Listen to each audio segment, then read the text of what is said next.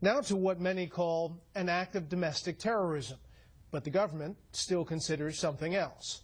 The trial has just begun for the Army psychiatrist accused of the Fort Hood shootings. Today, he admitted he did it. Correspondent Casey Stiegel looks at day one. It was the worst mass shooting at a U.S. military installation in American history.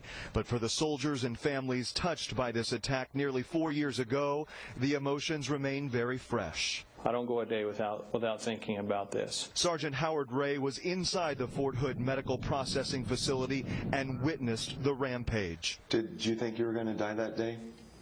I thought that it was going to be pretty close. As the long-awaited court-martial for Major Nidal Hasan got underway today, many of his alleged victims saw him for the first time since that day. I can't understand how people would feel, but it's got to be devastating. Opening statements moved relatively quickly. The prosecution spoke for about 45 minutes, painting the chilling picture of how the 42-year-old Army psychiatrist, wearing his military uniform, yelled Allah Akbar just before he opened fire on his fellow soldiers. Hasan, serving as his own attorney, spoke for only a few minutes and said in part, quote, "We the Mujahideen are imperfect Muslims trying to establish the perfect religion in the land of the supreme God."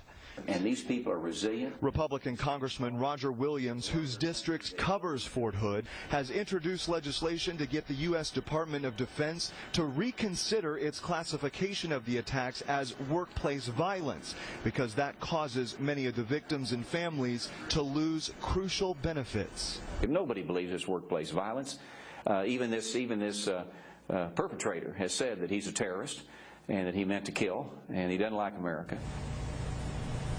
Out of the 12 witnesses to take the stand on this first day, one was shot in the massacre, not once but 7 times. Sergeant Alonzo Lunsford was very calm and collect on the stand, and when it came time to be cross-examined by Major Nidal Hasan himself, Hasan had no questions for him. Bret? Casey Stiegel live at Fort Hood. Casey, thank you.